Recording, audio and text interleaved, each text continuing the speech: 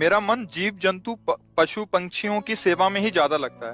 मैं अपनी हाँ कमाई का बहुत, ज्यादा हिस्सा इसी पुण्य में हाँ लगाता हूँ। बहुत अच्छा, बहुत अच्छा है। अहंकार रहित होकर सेवा की जाए तो भगवान की ही प्राप्ति हो जाती है, क्योंकि हर पक्षी पशु के रूप में भगवान है। नामदेव जी महाराज कुत्ते में भगवान को देखो प्रकट किया ना। भगवान एक बार श्री एकनाथ जी महाराज गंगोत्री से गंगा जल लेकर बहुत से भक्तों के साथ रामेश्वर चढ़ाने जाते थे। प्राय भक्त लोग ऐसा करते हैं कि गंगोत्री से गंगा जल लेकर रामेश्वर में चढ़ाते हैं कांवर में लेके। ऐसे ही वो जा रहे थे। जब रामेश्वर जी के पास पहुंचने वाले थे तो देखा एक गधा प्यास से तड़प रहा है, मतलब ऐसा दिखाई दे रहा है। तो उन्होंने विचार किया कि रामेश्वर जी में तो सब जल चढ़ाते हैं और ये प्यासा इसे कोई पिलाएगा नहीं। गंगोत्री से लाए थे रामेश्वर जी के लिए, नजदीक गए और गोद में गधे का सर लिया और हर हर महादेव करके पूरी गंगा जली। जे ही गंगा जली पिया तो और जो साथी थे सब हंसने लगे। यार मतलब इतनी मेहनत करके वहां से लाए और पास ही आ चुके थे रामेश्वर के, वहां नहीं चढ़ा, एक गधे को पिला दिया। वो तो रामेश्वर जी गए और वहां रामेश्वर आ गए। गधे को जे ही गंगा जल पिलाया तो भगवान उठ के बैठ गए, बोले मैं ही था, तुम्हारे को देख रहा था कि तुम केवल मूर्ति में ही मुझे समझते हो या सब जीवों में भी मुझे समझते हो। तुम्हारी इस दया से मैं द्रवित होकर यहीं प्रकट हो गया, क्योंकि कण कण शिव है, तो एक गधे से भी भगवान प्रकट हो गए। तो पशु पक्षियों की सेवा भगवान की सेवा, पर अभिमान न करे। भाव ऐसा रखे कि भगवान ने मुझे ये सेवा दी है और सेवा लायक बनाया है बस, और इसका प्रचार प्रसार न करे। प्रचार प्रसार करने से सेवा का जो सुकृत होता है वो नष्ट हो जाता है। जैसे आप यार मित्रों से और बहुतों से, हम तो ऐसा करते हैं, हम मतलब ये बात जैसे आप संत से या गुरुजनों से कहे तो बात अलग होती है, बस इसके बाद फिर इसे गुप्त। अगर कोई कहे भी कि सुना है कि आपने पक्षियों की बहुत सेवा करते हो, अरे हम अपनी ही सेवा नहीं कर पाते, पक्षियों की क्या, मतलब उसे हमें दबाना है। हमसे पाप बन जाए तो कह देना है, पुण्य बन जाए तो छुपा लेना है। पर अपने लोग उल्टा करते हैं, पुण्य बनेगा तो पोस्टर छपवा देंगे और पाप बनेगा तो कसम खा लेंगे कि किया ही नहीं है। यही हमारी दुर्गति का कारण बनता है। अगर हमसे कोई गलती हो गई और कोई पूछे आपसे गलती, वहां हो गई, अब दंड मिले जो तो वो नष्ट हो जाएगा। जहां आपने हाँ कहा तो पाप नष्ट हो जाएगा। अगर सभा में खड़ा होकर के स्वीकार कर ले तो दंड मिले ना मिले उसका पाप नष्ट हो गया। और हम सभा में पुण्य को कह सकते हैं, पाप को नहीं कह सकते, देखना है नहीं। तो अपने इस पुण्य को छुपाओ और पशु पक्षी में भगवत भावना करो। जब उनको दाना डाल रहे हो या फल जो भी, जैसे पशु पक्षी हो, तो भाव करो, हे भगवान आप इन सब रूपों, और बढ़िया पुण्य बन जाएगा और बड़ा लाभ मिल जाएगा। हे भगवान आप इन रूपों में आके सेवा स्वीकार, नाथ हम पे प्रसन्न रहो कि हम सदैव आपकी सेवा करते हैं। भक्ति हो गई, इसी से भक्ति हो गई। सब में भगवान के दर्शन की भावना बनने लगेगी, ठीक है। पर कभी गलत धन कमा के सेवा की भावना मत रखना। मान लो चलो 1 लाख रुपए हम गलत करके ले रहे हैं तो 10,000 की सेवा, वो ठीक नहीं है। ईमानदारी से कमाओ, धर्म से कमाओ, और फिर उससे अगर 10 रुपए की भी सेवा करोगे तो बहुत बड़ी सेवा मानी जाएगी। 10 करोड़ सेवा बेईमानी से वो तुम्हारे लिए बिल्कुल बेकार है। और 10 रुपए गरीब की एक रोटी जितना पुण्य देगी ना, राजा का उतना पूरा धन का खजाना नहीं, क्योंकि वो मेहनत से करके, और 4 रोटी में 3 में परिवार चलाया, अपने हिस्से की दे दिया दूसरे को, बहुत बड़ा दान हो गया। तो दान का ये भी स्वरूप समझना है कि गंदे आचरणों द्वारा, बेईमानी द्वारा नहीं, धर्म से कमा करके।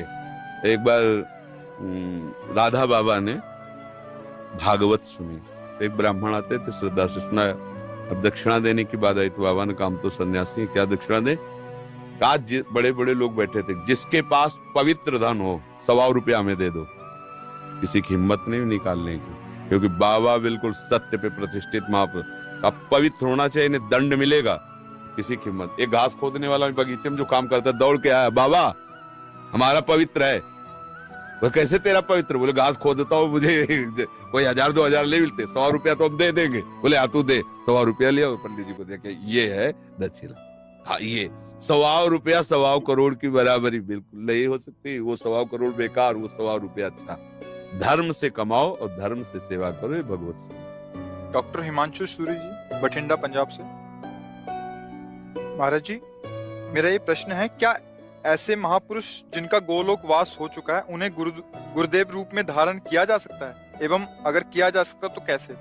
7 वर्ष की आयु से ही संकीर्तन सम्राट स्वामी श्री मुकुंद हरि जी महाराज जी के भाव भजन गा रहा हूँ और उनसे बहुत प्रेरित और उन्हीं को अपना गुरु माना है। तो उनके वचनों का पालन करो, वो जो आज्ञा किए हैं जीवन में कभी तो बोले ही है ना। हाँ, उनके उपदेश पकड़ लो और जो नाम कीर्तन वो कर रहे थे वही नाम कीर्तन करो, वही नाम जप करो।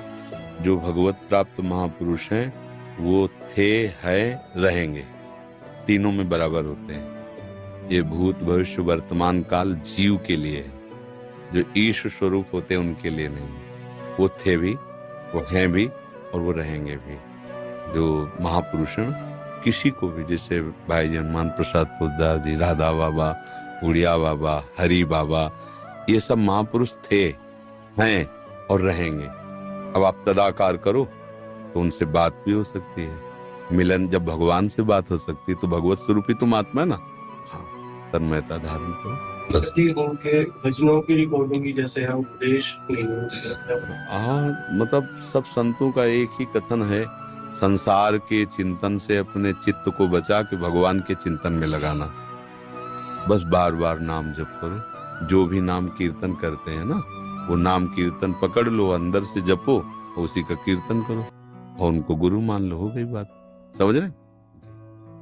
और संतों का संग करते रहो, जिनसे आपका मन मिले, जिनकी बात सुनकर आपको अच्छा लगे और हृदय शीतल हो जाए, उन संतों के वचन प्रगट में सुनते रहो और नाम और गुरु भाव उधर रख लो। मनोज कुमार दिल्ली से।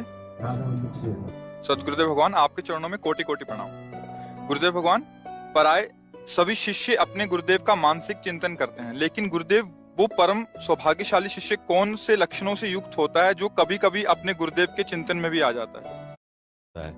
जब तक शरीर और शरीर के भोग और शरीर संबंधियों से अपनापन है, तब तक गुरुदेव को हमने माना है। माना है जैसे सांसारिक किसी को हमने पिता माना, माता माना, रिश्ते नाते मान, उसी में एक और नाता मान लिया, गुरु। अब जिसने अपना अस्तित्व अहम में टिका होता है, जिसने अपना अहंकार गुरु जी के चरणों में दे दिया, अब जैसे आपकी आज्ञा वैसा ही हमारा जीवन है। आपका कृपा कटाक्षी हमारा मोक्ष मूलम गुरु कृपा। जिसने गुरुदेव को अपना अहम देकर सतत उनकी आज्ञा पर चला, तो गुरुदेव को चिंतन नहीं करना होता। गुरुदेव उसके हृदय में बैठते हैं, वो गुरुदेव के हृदय में सदैव रहता है।